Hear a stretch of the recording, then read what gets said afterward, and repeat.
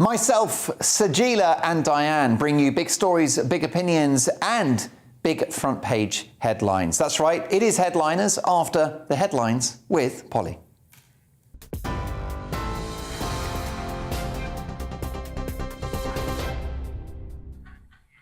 This is the GB Newsroom, the headlines this hour. President Zelensky says Ukraine is prepared to discuss adopting a neutral status as part of a peace deal with Russia. Mr. Zelensky told a group of Russian journalists via video call today that neutrality would have to be guaranteed by third parties and then put to a public vote. The Ukrainian president also said the invasion had caused the destruction of Russian-speaking cities in Ukraine. Security guarantees and neutrality, non-nuclear status of our state. We are ready to go for it. It was the main point for the Russian Federation, as far as I can remember. And, if I remember correctly, this is why they have started the war. Zelensky speaking earlier. Well, Ukraine is expected to hold further talks with Russia in Turkey tomorrow, then once again on Tuesday. And that comes as President Erdogan of Turkey stressed the need for a ceasefire and better humanitarian coordinations in Ukraine. He was on a phone call with Putin. Ukrainian officials have warned that Russia wants to split the country in two by uniting occupied territories in the east. And analysts are now suggesting Russia may be scaling back its ambitions to focus on securing the Donbass region. Well, Ukraine has warned humanitarian aid in the country does appear to be dwindling.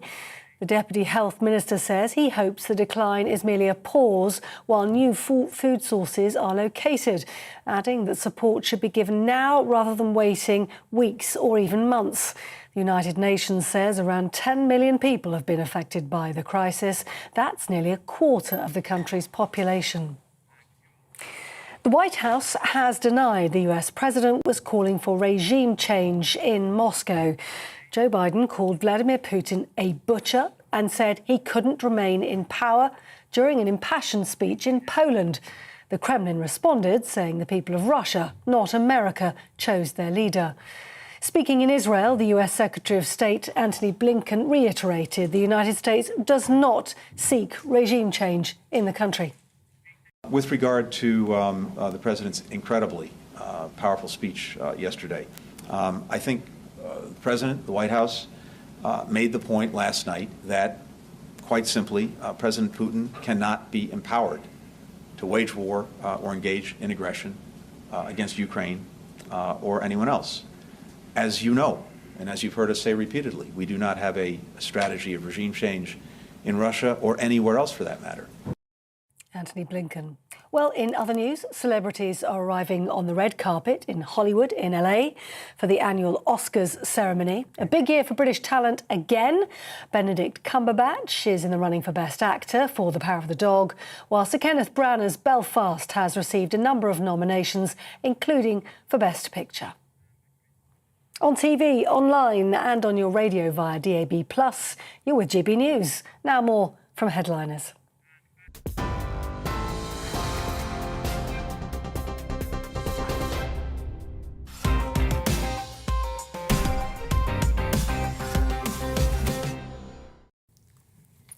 It is 4 minutes past 11. I'm Mark Dolan. It's time for Headliners, a comical meander through Monday's papers. There will be laughs, yes, and a few tears along the way. Maybe some tears as well if we play our cards right. Joining me this evening, we have the indomitable, the incredible, the illustrious Sajila Kershi and the rambunctious, rowdy and regal Diane Spencer.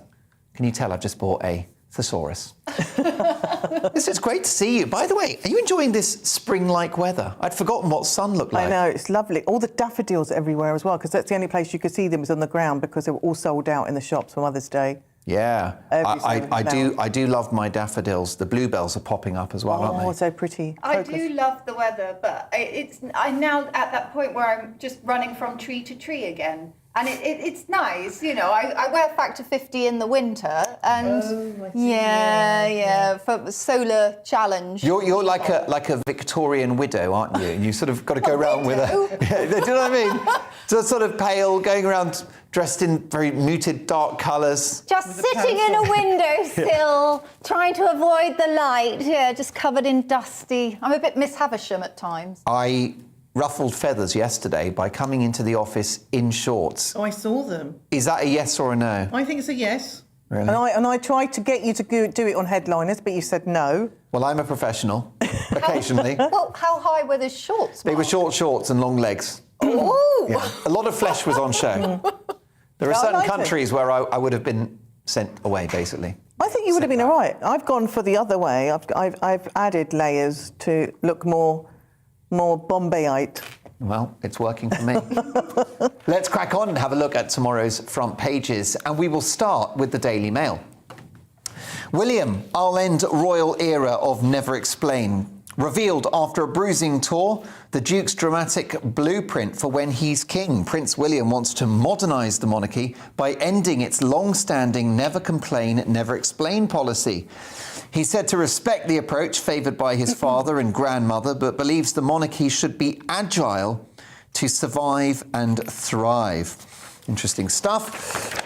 Daily Telegraph next. A backlash at Biden for Putin must go comment. Macron leads international rebukes, while Blinken denies US wants regime change.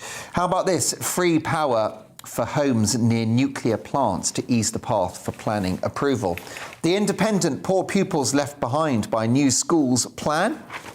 The Guardian, Putin wants to split Ukraine in two, like Korea, according to the authorities in Kyiv, and plans for big shake-up of English schools revealed. Financial Times, Blinken softens Biden remarks by saying US has no aim to oust Putin.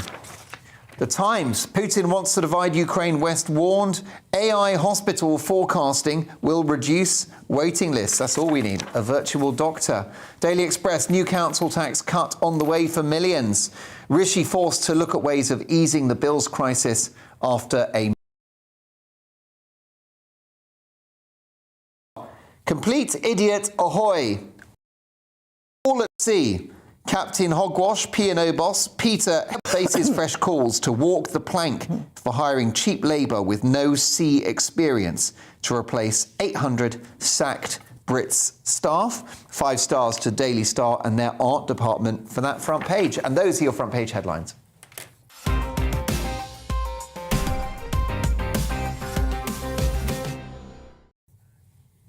Diane, according to the Times, Vladimir Putin wants to split Ukraine into north and south, just like Korea. Well, I actually made this prediction on this programme about a month ago, where I said that I felt that because there's a river that runs down the middle of Ukraine, that Putin was going to try and capture the eastern side of the country. And I think this is fully the plan that he intends to do. So he's pulling back all of the troops, and he's going to focus all his efforts on the Donbass region, which is where we've already had phony elections. We've already got phony, and I mean that, they are phony. They are separatists, and he's been putting a lot of guerrilla fighters into that area for a long time. They'll hold these fake elections because we already know they've been moving their residents out, and then they'll try to claim it as a separate region and try to claim, I think, that the Donbass region is part of Russia. And then you will have this split like the north and the south of Korea. So, you know, sort of the western part of Ukraine will flourish. They'll be part of democracy. They will maybe come up with Ukraine pop. Maybe we'll have something like an incredible sci-fi Netflix series from the people of Ukraine. That's right. They'll win Eurovision. Yeah, they'll have like Grain Game. I don't know if they have squid. And then on the other side, on the east, well, they will be known for their missile tests and maybe not such great food, and they'll only be allowed 11 haircuts. So I think that's Putin's plan. But do you want to set the precedent of rewarding Vladimir Putin with land in exchange for peace? Oh, my word, no. I think this is the time where if they can, they push, and get back Crimea even. Like, because what has happened is that the Russian forces have seemingly scattered equipment throughout Ukraine as their soldiers have died or quit or surrendered or just fled. And they seem to have left a lot of equipment. It's kind of ironic that the Kremlin is saying we've demilitarized Ukraine. Really? Because you've given them a lot of kit. And my hope is that this is where somehow Ukraine pushes forward and not only pushes them back and out of the Donbass region, ending this once and for all, but actually gets back that annexed Crimea, which they lost in 2014. That's my hope. Yeah, I mean, at least we're talking about peace deals and about solutions to make this end. Yeah, I mean, that's I suppose the only positive you can get from this. But in terms of, it's like anything. If you give a little bit, they'll ask for more. So it's really, I think it's a very bad route to go down just to give a little bit, because it won't stop there. And how uncomfortable would you be living in the democratic side of Ukraine?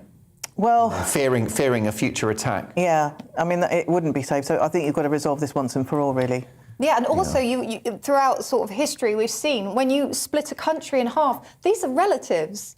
Yeah. They're relatives, they're friends, they have people who, you have daughters and mothers talking to each other over the border of Russia and Ukraine already, and now you have all these people displaced, and yes, peace is so important, and all these people, they just want to return home and rebuild their lives, and Russia should pay for all the damage that they've done.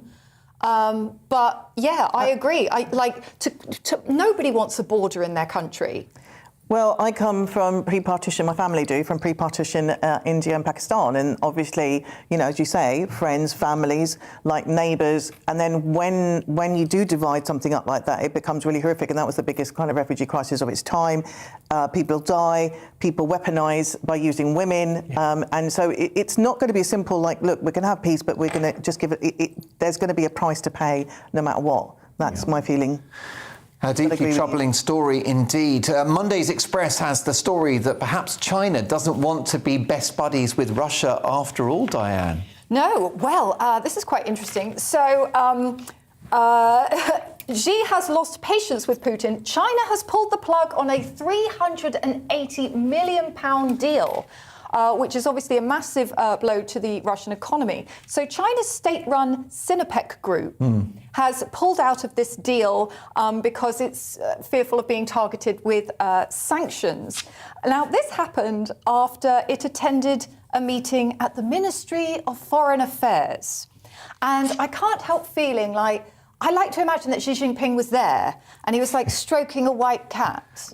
And he because apparently they said, just evaluate your relationship with companies in Russia. And sort of everybody in that meeting went, okay, we now know what the president wants to do. And they all went away because even the China National Petroleum Corp was in there and the China National Offshore Oil Corp. So it's all to do with fossil fuels. And they're sort of now reevaluating their relationship with Russia, which is great. Because everybody's sort of been looking at China, thinking, well, what are you going to do? Because China wasn't necessarily backing Russia, but they were never condemning it. They've been on the fence, haven't they? In a vote in the UN, they abstained. Yeah. But does this strike you as the moment at which they're calling time on this conflict? They are picking a side, and they're throwing Russia under the bus. I think they may be. I think there's definitely a bus looming on the horizon and Xi's driving it. And Putin is unaware that he's being edged into the road. It's all about the fossil fuels that actually fund the Russian war machine. Yeah. Which could explain why they break down so much. But some people are saying this is down to Joe Biden. Because apparently Joe Biden did call Beijing. So he had an actual phone call with President Xi Jinping, and obviously it's Joe Biden. So the first 10 minutes was asking him how he can get Netflix on his telly. And then he sort of said, I need to find my slippers. And then once he got his slippers and they actually had a chat, Joe was like, oh yeah, by the way, Xi, there's this thing happening in Russia. So I hope he made a difference. I'm not sure if he did. Yeah. I think he probably did, but I was interested to read and hear that the two leaders met in Beijing ahead of the Winter Olympics, and they reaffirmed their commitment to one another. So they had a bromance going on, and then something happened. I don't know if it was Biden, maybe it was Biden, and the bromance kind of split. Maybe it's now Biden and China, and I love the way you say Xi Jinping. Practicing it all afternoon. Yeah. Well, Biden did say, I make no threats, but I made it clear to him. I said, you help Russia, I'm taking off my belt. What? No, he didn't. By the way, you sound exactly like Joe Biden, but 10 years ago when he when he had some speed. Yeah, when he did sentences. How about this story now? It's a pretty interesting one. The Metro has a report from Ukraine that Russia may be suffering higher casualties than thought, Sajila. Okay, so Zelensky claims more than 16,000 Russian troops are now dead. And including some of Kremlin's big top commanders. And I read in another publication that 15th of Russian higher ranking generals were killed. And I don't know if you've ever heard of the phrase king's ransom. And so basically, if you captured in war the king, and then you'd get a ransom and you'd get loads of money and stuff. So where I think it's really dodgy is why are these high-ranking generals firstly so close to where the action is, what's happening there? Yeah. Is it because they haven't got enough soldiers and they're leading from the front? But do you know what I mean? It's but if you capture the high-ranking commanders, then you kind of it's the equivalent of the king, basically. Well, it's like you don't want the boss on the factory floor. He or she gets in the way, don't they? Yeah, and so you're trying to get them off the factory floor and then take over the factory. That's kind of what's happening. But the thing is, he's disputing it. They're saying 16,000, Zelensky's saying 16,000, and he's saying it's only, I think, 1,600. Just three, and nobody's dead. They've just had little bumps on their knee. Nobody's dead. No, they were in their 80s. They'd had a good innings. Natural causes. They died of natural causes on the They may have been COVID-related deaths because they didn't take the what's it called? The Sputnik. I was pointing at the satellite. Yeah, I mean it's obviously people are going to lie during wartime. Both sides. It's in their interest. Of course. It's in their interest to kind of either hype up or bring down the figures. But I don't know about you. I just think. Maybe both sides are kind of exaggerating and there's some truth in the middle somewhere. Yeah, but it's deeply embarrassing for the Russians because the Russians have gone in, they have lost, according to the Ukraine Ministry of Defense, they've lost 121 planes, 127 helicopters, 582 tanks, 1,664 armoured personnel carriers, and this is to people with homemade Molotov cocktails. Yeah. This is to people who are throwing jars of cucumbers at them, and they've lost all of this kit. So I really hope it's true, and it's deeply embarrassing. Well, what's happening with the cucumbers? Is it giving them acid reflux or something? Is that how we're taking down the Russians now? That would put me off on the battlefield. Rich acidic food. That's how you beat the enemy.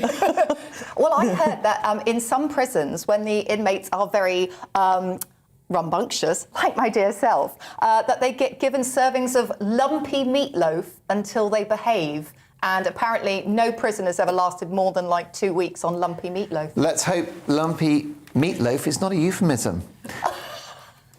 Now, Monday's Sun newspaper with the news that it's spring, the flowers are blooming, which means it's time to get jabbed, isn't it, Diane? Yes, isn't this exciting? Get your arm out. Do it for Britain. Oh, let's do it now. I'll just roll it up. So more than 600,000 Britons will be invited to get their spring COVID booster jab. It will be delivered by the NHS Booster Bunny. That's not a thing. I just made that up. But I thought it'd be quite fun if they combined it with maybe some sort of vaccine Easter egg hunt. That's quite nice. Well, find the egg, get the jab, that kind of thing? Yeah, I mean, if we're going to have it every sort of couple of months, let's make it a bit festive. Let's add a little bit of fun to it. We could have jab barbecues and things like that. And, jabby Halloween. Oh, maybe not.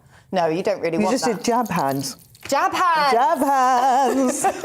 It will. I mean, there's no question that those in vulnerable groups should welcome this, and you know, I mean, I've got family members that are itching, no pun intended, to get the jab. You know, but it does raise the question whether the whole population has got to have these boosters every 10 minutes. What do we think? So I'm one of those. I'll Looking probably forward. be offered this. Yeah, I'll probably be. But offered you this. like? I mean, you'll take any I'll narcotic, take any won't you? drugs. I'll take any drugs. Anything. It's like, oh, what kind of hit does it give me? I'll be fine. And I think it's great. I mean, for me, it'll be just like the flu jab because I'm already entitled to get the flu jab every year. So for me, it's just like the flu jab. But this, at the same hand, no one's being forced to take this. I'm understanding. So it's great that it's out there for all those who want it. But Although, is it time to start saying to certain groups, no, you don't need it? But I think people themselves, like, you know, will think, I don't need it, and they won't get it. I don't think anyone's just going to. And you don't think this time around there will be repercussions if they don't? No, I mean, don't do you think see a return to vaccine passports or anything like that? Not unless it gets bad again. But I mean, you know, we are living with it at the moment. But it's something. I mean, I'm going to be, because obviously you don't feel like you need it, both of you, and that's great. But for me, who probably would feel safer with it, you know, if it's going to protect me to live a little bit longer, be around for my family a bit longer, then that's exactly what I think it is for those people. It is for those people who. I'd like you to have it because you haven't cooked for me yet. And No. I would like to yes, so I was experience supposed to that. have you over for dinner, wasn't I? Yes. Yes. I think it is good. I've got good news. The Kremlin have just sent a couple of consignments of the Sputnik jab. It's just out in reception, so we'll get you sorted over the ad break. And I'll make some dinner over the ad break. And we can enjoy any side effects for the rest of the show, or just speak with a Russian accent. I Get a bit more love belligerent. to speak with a Russian accent. Oh, I love it. I think it's so Probably sexy. announce you want to invade France or something. Because, you know, when the bad boy accent, the Russian, and I like to think for Zelensky. Oh, Zelensky. Volodymyr Zelensky. Yes. We got there in the end. Yes, we got there. But go on. Well, it's coming at a time. I mean, it is only going to be offered to about 5.5 million people, who are the people who are going to who are qualified for the extra shot. So probably I'm not qualified for it anyway. I mean, I wouldn't say no, but it's the jump is being driven by you see, it's because we've had a big jump in infections. Yeah. And it's been quite massive actually. It's gone up in a week by 2.7 million people.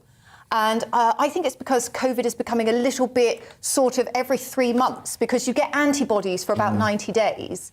So I reckon sort of every 3 months you could have a bump of people sort of going up and then coming back down again. Yeah, I mean, can I level with both of you? I'm over this. I'm done with it. I'm done with counting. Actually, I'm done with counting the number of people with COVID. And I say that because the country is now so broke, right? We're making Katie Price look financially solvent by comparison. She certainly sees we are probably 2 or 3 lockdowns away from having to decide which of our children to eat first. I just like, at what point? Well, I'm stuck. I've only got one. No doubt delicious. No, but obviously I'm super keen that people who risk hospitalisation and death get this vaccine or whatever. But I don't know. I mean, we've got the chief medical advisor to the NHS today saying that we should bring back masks and other COVID measures because cases are back up.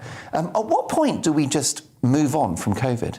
Because I don't think there's any evidence that we are going to. Well, I think you're also a great fan of like free speech and free expression and free kind of choice.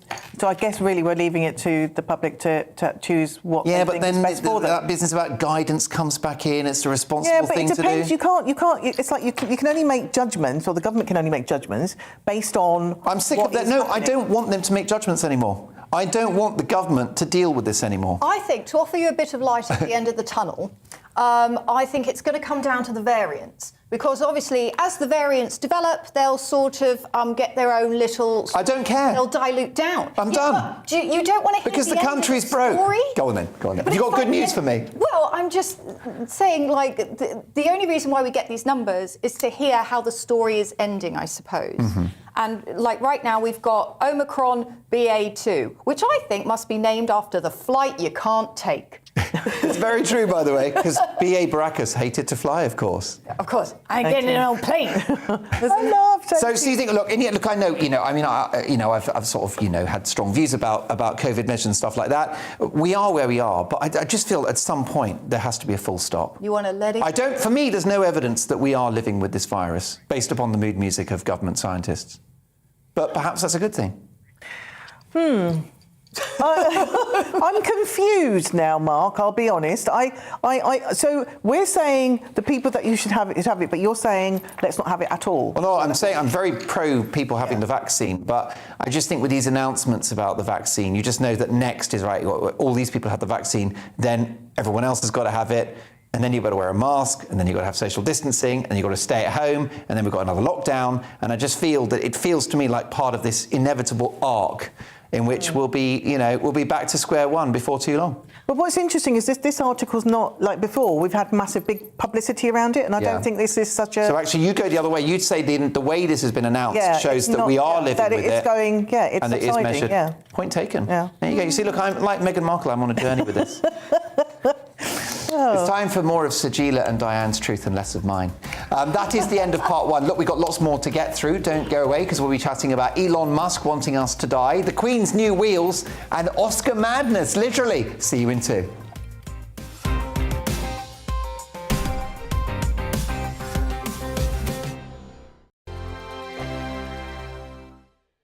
GB News is the UK's home of discussion and debate from all perspectives. To stay up to date on the latest stories, Make sure that you subscribe to the GB News channel. right here on YouTube. You can watch us live 24/7 across the whole world. You can also check out exclusive content and catch up on previous episodes of your favourite shows. Every day, we ask the questions That you'd ask, so why not add your voice to the conversation in the comments section? Don't forget to subscribe. We are GB News, Britain's news channel. Every night at 11 on GB News, we bring you the next day's stories the day before. Basically like time travel. If it's a big story, we'll cover it, guaranteed. But we'll also have some fun along the way. Big opinions, big laughs. Sometimes big hair. This is Headliners, the paper review show that won't send you to sleep like the others will. 11 p.m, 7 nights a week. Join us.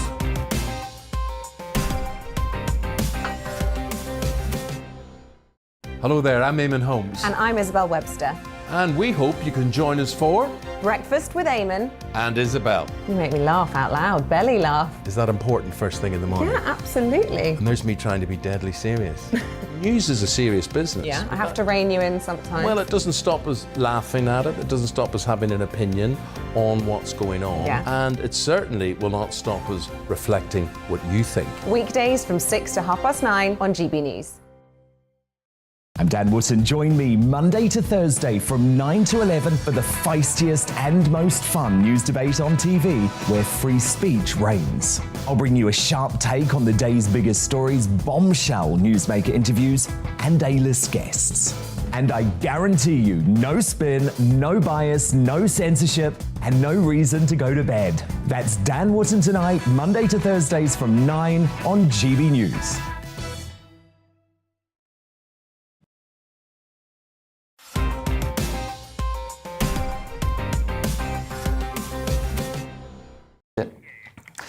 It is Headliners. I'm Mark Dolan. Still with me, the brilliant Sajila Kershi and Diane Spencer.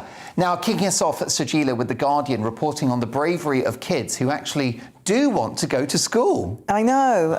So this is women and girls staged a protest near the Taliban's Ministry of Education in Kabul on Saturday, calling on a group to reopen girls' secondary schools in Afghanistan. They were chanting, "Education is our right, open the doors of girls' schools." I'll be honest, girls, you need a more sort of catchy, yes, like kind of, definitely needs a better brand. Rhyme. Yeah, it should be like more. I mean, I'm not a rhymey person. I think the best I came up was "Education is our right." Taliban, we will fight. So you did rhyme it? Yeah, I did rhyme it like a child. But yeah, my son who can write rap would have probably been better than that. It's great. So these girls are demanding that they get an education. Now, the Taliban, as we know,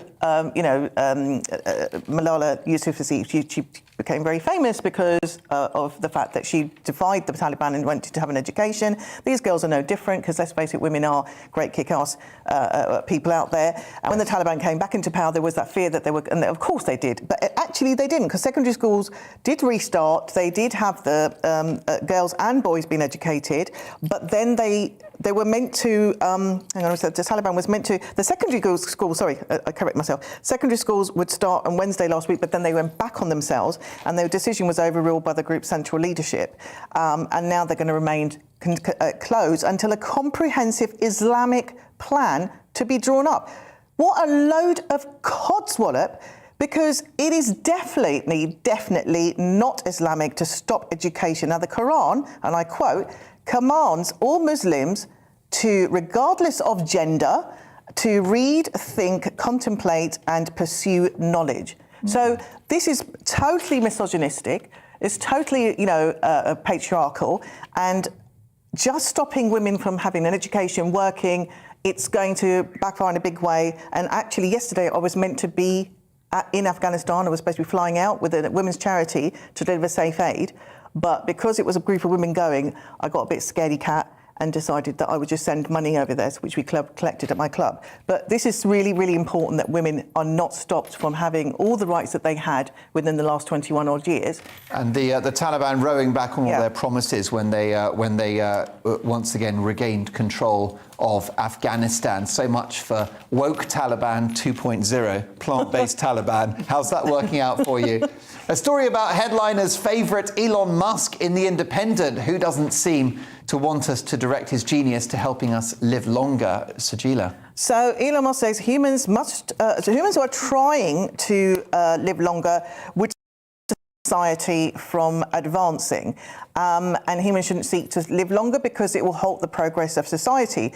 Now, first of all, I thought, I don't know what he's talking about, but actually he makes some sense. He said, he's argued that basically if we ought to postpone your death, so you're living longer, you're living older, it would also postpone the advancement of humankind. So he said, I don't think we should try to have people live for a really long time. That would cause asphyxiation of society, because the truth is, most people don't change their minds. If they don't die, we'll be stuck with really old ideas and society wouldn't advance. And that absolutely makes sense, because as we get older, the world seems a lot more confusing to us. And so if we're to move, there's no point in living if you can't understand the world anymore, because I'm already getting to that point where I'm just thinking, everything just sounds so crazy. And when you listen to music, it's like, why can't they say the lyrics properly? I know. And it's just everything's changed. What I find interesting about this is Elon Musk, who is the guy who is trying to help us colonize Mars. He is solving all these space age problems, like he's putting computer chips into pigs. And he's the one who's saying, oh yeah, guys, we're not going to live forever. I feel like he's already secretly working on it. Do you know what I mean? I feel like he's just trying to throw his competitors off the things. Nobody's working on a forever life pod. It's not like I'm trying to look. You're right, it's a clever double bluff, isn't it? But he does say that and this is true, I want to maintain health for a long period of time, but I'm not afraid of dying if it came as a result. So that's true, because if you've got good health, there's only point staying alive if you've got good health. If you haven't got good health, then what's the point? And you don't understand the world. Don't you feel a bit patronised by him, though? Because this I mean, let's face it, he's a billionaire. He is a Knobe, so we it's absolutely, I agree with you. He shot a car into space for fun. He's kind of ticked a load of stuff off his bucket list that the rest of us could only dream of. So he's like, I'm not afraid of dying. It's like, yeah, you might not be. I still haven't finished, most of the books on my bookshelf. Yeah. That is a very big concern. I mean, I've not yet seen The Sopranos, The West Wing. No. I've got to stick around for that. Stick around for that. But can I just, as an aside, ask you if you know who the oldest, because he was talking about that we have got really old leaders, the oldest leader ever?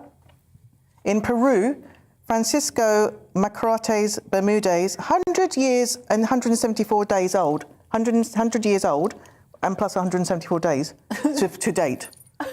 That's the oldest. My bloody hell, I tell you. Age before wisdom, isn't it? Problem with living to 150, those dry cleaning bills, just imagine. Now, Diane, let's have a look at the Queen, who appears to be bouncing back. Yes, well, as we were talking about old age, obviously, and health and mobility, the Queen has taken delivery of a £62,000 golf buggy packed with gizmos to help her navigate palaces and functions. And this is ever so exciting. I mean, I'm not sure what to call it. Some people are calling it the Queen-mobile. I like corgi cart. Oh, that's strong. That's nice. We do like that's that. nice. Maybe. I mean, you're going to assume this is going to be bomb-proof. It's going to be bulletproof. She's got a little screen so she can watch her goggle box and her stories. She's got a little fridge. Has Elon Musk made this vehicle? No, I mean, it does sound like it could have been an Elon Musk thing, though, doesn't it? I mean, really, if it was Elon Musk, he'd have put it in a vacuum tube as well. So you'd have super fast vacuum queen just, hello.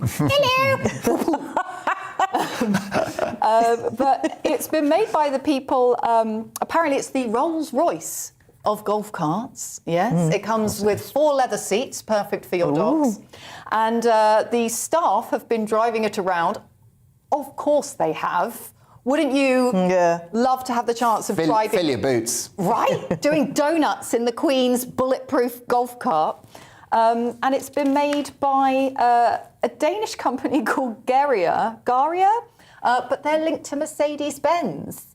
Now, I'm all for it, but you've got to admit, royals have got to be careful when they're driving Mercedes-Benz, but hopefully she won't drive it anywhere in Paris. Yeah, that's exactly right. They got a bit of previous on that one, haven't they? There you go, the Queen machine in action, the corgi cart. What a great shout.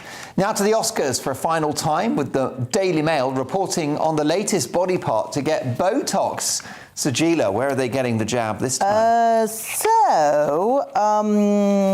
Now Oscar stars are having Botox. We know they all get Botox, right? But the new place to have the Botox is in their feet. So there's a very good reason for this, because during lockdown, because you hate the lockdown, let me just tell you one more bad thing that came out of the lockdown. One more Maybe we should do a show. thing. We'll do a show, which would be good for me, which is all the good things about lockdown. All the good things. So maybe I could give you all the good things and you can give me all the bad things. Well, there was banana bread and Netflix. Yeah, there's so much more. But the bad thing for women, especially if you're in the Oscar kind of movement, is that their feet... Their poor little feet, and me too, I can't wear heels, so they can't wear heels, so their feet hurt, and they're not used to walking on heels, which maybe actually could say, let's face it, heels were always never really for women, they were more for men, Yes. And so, because that's why I was wearing my Uggs, because they've been wearing Uggs and flip-flops, so now they're having Botox in their feet, and a cushioning foot filler injections, which can alleviate the pain, where they're talking to leading ladies and leading legs of the biggest night in Hollywood. They're all getting this done so that they can walk on like a cushion. Ladies, really easy solution. Memory foam cushions on the bottom of your feet, they work a treat. And only £5. Also, it'd be very, it's not a bad shout. The Botox? The Botox, I put it down, £1,500 to £2,500, depending on how much and what is injected. But as we age, I don't know if you know this, but we lose fat and volume in all areas of our body, on our face. That causes the hollow cheeks, which I'm getting now, and under the eyes, and in our feet, apparently, which also lose the padding, but also sweating as well. It would be very disconcerting, though, if you dated a Hollywood actor that was maybe senior in years. And once you finally got them, in the noddy, al fresco, and then they've got these very sort of smooth, youthful feet. It would be very confusing, wouldn't it? Well, sends a very mixed message. I suppose so, but they could what if they swell up? Because when people have had Botox in their face, they get kind of the duck pouch. What if you get feet? You'd look like a hobbit. Yeah, or Mickey Mouse. Yeah, you would. You'd have big swollen feet. But I mean, it's Hollywood, isn't it? Everything in Hollywood is held together with sticky tape and hairpins. I mean, I'm 30% glue. Well, so I've heard. I've also heard you've got a foot acting age of 15, so congratulations. We have reached the end of part 2, but we've saved our best till last. We've got some great stories in the final section. We'll pick up the pace with 18-year-old whiz kid traders, freckled TikTok disasters, and death pods. Find out what those are after this.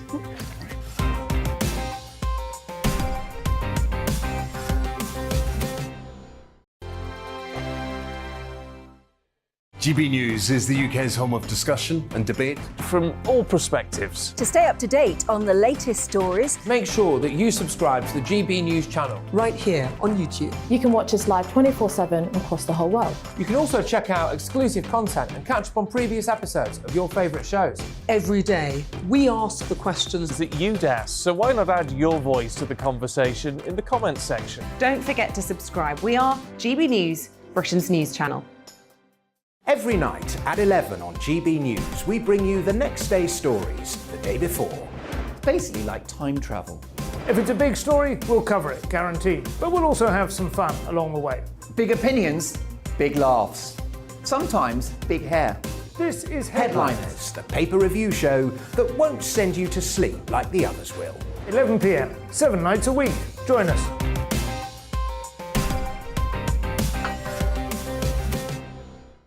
Hello there, I'm Eamon Holmes. And I'm Isabel Webster.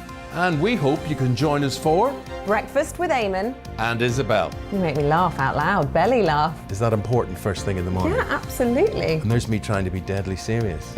News is a serious business. Yeah, I have to rein you in sometimes. Well, it doesn't stop us laughing at it. It doesn't stop us having an opinion on what's going on. Yeah. And it certainly will not stop us reflecting what you think. Weekdays from 6 to 9:30 on GB News. I'm Dan Wootton. Join me Monday to Thursday from 9 to 11 for the feistiest and most fun news debate on TV, where free speech reigns. I'll bring you a sharp take on the day's biggest stories, bombshell newsmaker interviews, and A-list guests. And I guarantee you, no spin, no bias, no censorship, and no reason to go to bed. That's Dan Wootton tonight, Monday to Thursdays from 9 on GB News.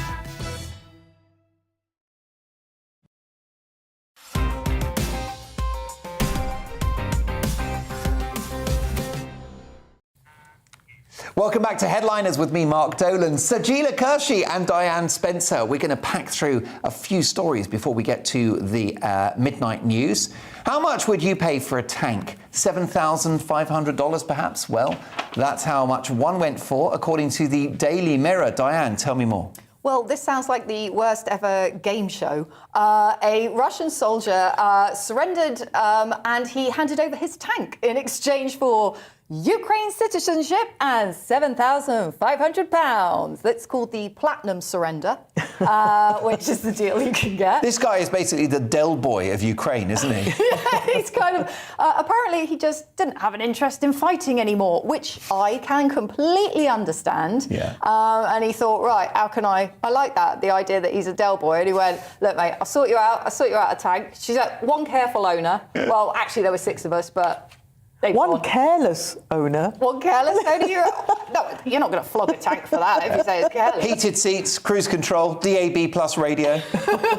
He signalled his surrender with a little white flag, and apparently the Ukrainians have been texting Russian soldiers because they've worked out who's got the mobiles by the numbers that they're using. So they're sort of spam texting them saying, by the way, if you'd like to surrender, this is how you can do it. And this guy went, wow, you know what, for a cold call, I'm going to take advantage of this great offer. And he waved a white flag and they negotiated. But what is interesting is he's not going to get his cash reward until the end of the war. Oh, blimey. Wouldn't hold your breath, would you? No. I wouldn't spend that anytime soon. No. No, definitely not. Don't celebrate early. 18-year-olds should be drinking and being a nuisance, according to our GB adolescent experts. But one young man is making his fortune. Sajila. Oh, this article is making me hate young people with their young flesh and their sensible ways. So the 18-year-old beating inflation with his 31,000 stocks and shares in ISA. Okay, I don't know about you guys, but I didn't really bother with my pension plan. No. You know, I had pension? A son. I thought he could be it, but he's become an actor, so that's lost.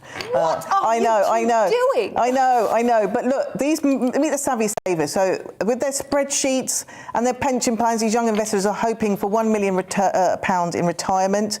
One kid, he's 28. He's basically got a whole thing spreadsheet and how he's plotting how they're going to, what they need to save for their retirement, when they can buy a house.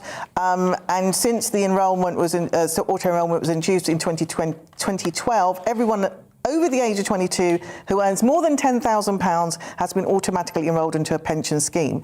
I mean, I could go into the facts and figures, but it's just, they are so sensible. They've got their, including my son. He does like little hedge fundy things as well as his acting, and he's always investing money. He goes, "Oh, Mum, I'm not going to be like you. I've actually thought of my future, right? I've actually thought of my future because you're going to be working till you're 70, and I intend to retire when I'm 40." And I'm like, how did I get it so wrong? May I give you a bit of advice? Every time you get paid for a gig, right, treat yourself like your own agent. So put 70% into a savings account, you keep 30%. Oh, I do save. All right, you'll be fine. I do save, but I just haven't got a pension. There you go. So you're quite canny financially, are you, Diane? Yeah, I treat myself like I've got an acting agent, but I don't have a comedy agent. So I keep only 30%, 70% in the bank. The drinks are on her. A female student was sent home after a teacher said they felt awkward because of their uniform. Was the uniform inappropriate or just a bit of a pervy teacher, Diane? Yeah, now this is interesting. So this happened in Canada, and a student called Karis was sent home because her outfit made a male, now he was a male student teacher, according to this, feel awkward. Now, the outfit itself was a white polo neck, so it's all the way up here, and but then on top she had a knee-length black dress, and the black dress had a lace trim. Now, I've seen quite a lot of girls wearing these dresses, and I have seen them. That kind of layering is very now, because I'm looking at it thinking, what are you doing? I would never dress like that. Oh, no, wait, you're 20 years younger than me. Namaste. You carry on. But the teacher said that it made him feel uncomfortable. But she said to her father, well, I don't know how to dress because normally I just wear my tracksuit and my hoodie, but this time I wanted to look nice. And now it's like, if I wear something I feel pretty in, am I trying to rub it in their face? Now, I think this was unfair because although the dress had netting on it, so that netting is commonly used in lingerie, it's not. It was knee length. She was wearing a polo neck underneath. She wasn't revealing things. She wasn't in some kind of thigh-high split. And I think this is deeply unfair. I think this is actually very, very wrong because this young lady now feels very self-conscious, but it's to do with the male student and what he was thinking. Yes. I agree with you, and I can see there's no difference in this than the Taliban forcing women to wear a burqa because their ardour might get harder. Do you know what I mean? It's like that. I don't see there's any difference in that. Yeah, I know. The onus being on the woman. I think so. It feels we're back to victim shaming again, aren't we? Yeah. I know that this young woman is not a victim, but she's almost having that status superimposed upon her for just wearing what she wants to wear. Yeah, and she wants to feel attractive. Like it was the one time she chose not to wear jogging bottoms and a hoodie, which would have taken quite a lot of self-confidence. Yeah. And then that happens to her. It's not fair. No, too right. I'm aware that the outfit I'm wearing tonight is very distracting to both of you. Stop it, Mark. Stop it. I just want you to know. Oh, no, please just stop. I can't look at you. I can't. I'm very flattered. You're only human. Moving swiftly on. Feel free to jump in and defend me any time. Should we talk about death? The final frontier feels pretty familiar at this moment in time. Let's talk about death, How do you cross it? Sajila, this is in The Sun. What's the story? OK, so the title reads, I invented a suicide machine. I might even use it myself one day. So we know that you go to Switzerland to get Dignitas. This man, Dr. Death, otherwise known as his real name, Dr. Philip Nitschke. He's been around my house. Has he really? Yes. Oh, my God. Yes. Wow. He's an absolutely lovely man. Dr. Philip, he did a show about... in Edinburgh, yes! I remember now. Yeah, oh my God, I've met him, yes. Yeah, I he's remember. a lovely man. Yes. And my husband directed his show, and he had a device where he was showing people in the audience, they could sit in the device to show how they could kill themselves. It's like a homemade device. And it was really important information, but they were trying to make it a light-hearted show, but it's kind of difficult because everybody who's coming to the show wants to know how to end their lives. So it's It's not the ideal comedy crowd. It's bittersweet, isn't it?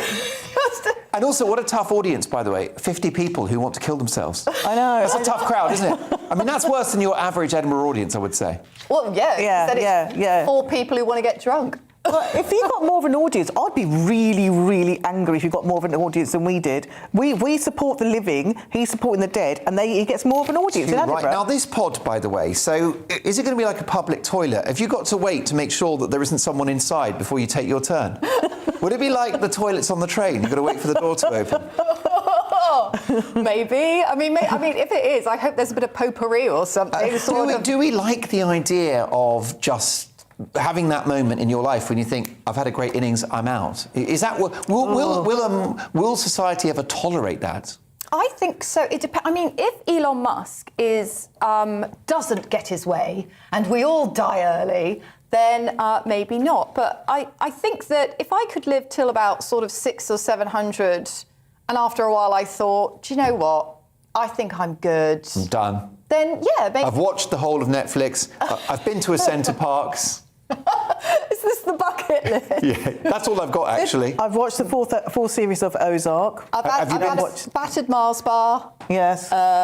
Would you bungee jump? I wouldn't bungee jump. No, I've done a bungee jump. You haven't? Yeah, I have, and done rock climbing. I know it doesn't look like it, but I used to be quite active. You're a brave lady. Yes, I used to have done all those things. I just want to say that Dignitas, who have been the #1 at the suicide game, right? They apparently think that this idea won't work, and they said, oh, it won't be much acceptance in Switzerland for this at all, and they're a little bit peeved, I think, because they really think they might take up. But I remember this guy now. I absolutely do. Lovely. We met. What you could do, you could go into the pod or go into one of Elon Musk's experimental self-driving cars. And it plays a video where he just talks at you and you get bored to death. God forbid. Now, teenagers are turning away from smartphones to avoid the black hole of social media. Are we going analog, Diane? We are. You see, some teenagers, they are just fed up of social media, so they're buying old-fashioned, like I'm going to call it a brick phone, because I think that sort of evokes memories for most of us who are a little bit older. They're switching to the 90s models because they just don't want to interact with social media. So they're buying these phones that are sort of, you know, when they had those little green kind of screens with the black lettering, like the most you could get was a snake game or something. So they're literally reducing their social interaction. And as we've seen a lot of studies about the impact of Instagram and things like that on people's mental health, it seems like a really good idea. I just hope they don't bring back any other 90s things. Like, I don't think I could wear those. Oh, really? Yeah, I mean, well, I was wearing Tony Blair? Yeah, Tony Blair. No, those Tony Blair can stay in the 90s. Jeans, grunge, with the grunge eye makeup, like heroin chic. DMs, woolly tights. My son's got one of those, but had got one of those brick phones, and actually all his friends then thought it was really cool, and they all wanted one as well. And then, but I would like to go back to red telephone boxes. That's a good shout. Red telephone boxes, with those little cards that, you know, young ladies used to put in and young men used to put in. You know, because you don't see those anymore. Where do they go, those cards? Yeah. Oh, because they're not cards anymore, they're on the internet. Yeah, who knows? But I totally agree. I'm old school. Let's go analog. A couple of stories. Let's see if we can squeeze them in, because they're both corkers. DIY freckles, a TikTok sensation, which was apparently inspired by Meghan Markle. This in the Mirror City. I know. So now the Duchess of Sussex, Meghan Markle, has been accused of lots of things, and you know, but this time it's for facial disfigurement. Facial disfigurement. Now, BT expects has seen a rise on the number of people looking to copy the Duchess's natural freckles, warning. You know, basically they've been doing these things like putting henna into their faces, tattoos, and they've been spreading this joy on how to do it on TikTok. It's a trend believed to be inspired by Markle, and basically do not do this, because now tattoo artists, they've got a license, but if you're doing it yourself, you can poison yourself, and women are basically scarring their faces by doing this. But just shows that some people like Meghan Markle, like I do. Yeah, I mean, Dan Wootton's written a really kind of powerful... She's a babe. She's a babe. Yeah, Dan Wootton's written a really powerful article on freckles and Meghan Markle. Yeah, it's really worth reading. Yeah, it's really intense. You know how he gets. He's not a fan, I know. We know Dan's written a fair bit about the Markles. The bottom line is that she is an icon and people are trying to look like her, but it's not worth risking your health to achieve that end, is it? No. She's beautiful, though. She's immensely beautiful, but just appreciate your own beauty, people out there. Don't try to be like somebody else's. Yeah. Too right. Very, very wise from Diane Spencer. I'm going to try and look like Diane Spencer as of next week. Grow the hair out a little bit. Boyfriends for pleasure, husbands for duty. That's according to the ancient Greek proverb. Actually, no, that's what Mrs. Dolan says. One woman is sticking by Dem rules, Diana. Well, this is a very interesting article from the Daily Star. Thank you for bringing it to our attention. It's about a woman who only has sexual relations with her husband to make babies. If she wants to have sex for fun, she will have sex with her boyfriend. Now, I should say this is an unusual arrangement for those of you watching and those of you having breakfast on watching the replay. Morning! So this kind of polyamory is novel. It's not the norm. She started an OnlyFans account during lockdown, and she makes a lot of claims that contradict herself in this article. I read these kind of articles with a very critical eye. She started an OnlyFans account. It didn't get much traction. And then she posted a picture of her pregnant body. And suddenly people were telling her, ooh, that's sexy. Now, let's not kink shame. Everybody's into different things, and some men are apparently into the curvy, rotund lady, and they want to know about her cramps. Ooh, and how much her back hurts. That really gets them going. And the hemorrhoids. And yes. So they're really interested in all aspects. Yeah, please don't judge me. I know I'm sitting awkwardly tonight. Can I just say for lunch? It's like, but could I just get this right? So she has a husband who she's got pregnant by, and then she is having sexy time during pregnancy time with the boyfriend. The boyfriend. It's complicated. Oh, my son does not like me having boyfriends, and he's an adult. This is a baby in the incubator who's meeting Uncle Joe in an unexpected moment. Well, he's being hit in the head by Uncle Joe. Exactly. I mean, like the worst part is that she says, "Oh, my husband's asexual." Is he? Or well, the good news is we do have diagrams, but because it's a family show, I think we better skip it. Diane Spencer, Sajila Kershi, genius as always. Amazing stuff. They will return very shortly, of course. Thanks for your company. It's been a really busy show, lots of great stories. In fact, if you've been with me since 9, thanks so much for that. I'm back on Friday at 9. We're back tomorrow at 11.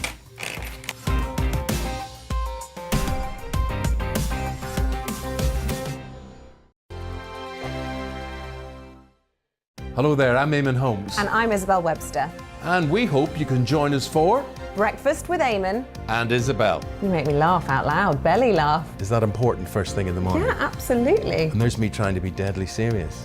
News is a serious business. Yeah, I have to rein you in sometimes. Well, it doesn't stop us laughing at it. It doesn't stop us having an opinion on what's going on. Yeah. And it certainly will not stop us reflecting what you think. Weekdays from 6 to 9:30 on GB News. My name's Tom Harwood, and every weekday we bring you The Briefing live from 9:30 a.m. The stories, analysis and live debate that you need to hear. Quite right, Tom, of course. Was this something that had been considered at all? Difficult to answer. Gas-guzzling helicopters circling. Noise is being made here. Joe Biden walking out. Thank you very much for joining us. Don't miss it. The Briefing with me, Tom Harwood, Monday to Friday, 9:30 a.m. on GB News. GB News is the UK's home of discussion and debate from all perspectives. To stay up to date on the latest stories, make sure that you subscribe to the GB News channel right here on YouTube. You can watch us live 24/7 across the whole world. You can also check out exclusive content and catch up on previous episodes of your favourite shows. Every day, we ask the questions that you'd ask, so why not add your voice to the conversation in the comments section? Don't forget to subscribe. We are GB News, Britain's news channel. Every night at 11 on GB News, we bring you the next day's stories the day before. Basically like time travel. If it's a big story, we'll cover it, guaranteed. But we'll also have some fun along the way. Big opinions, big laughs. Sometimes big hair. This is Headliners, the paper review show that won't send you to sleep like the others will. 11 p.m, 7 nights a week. Join us.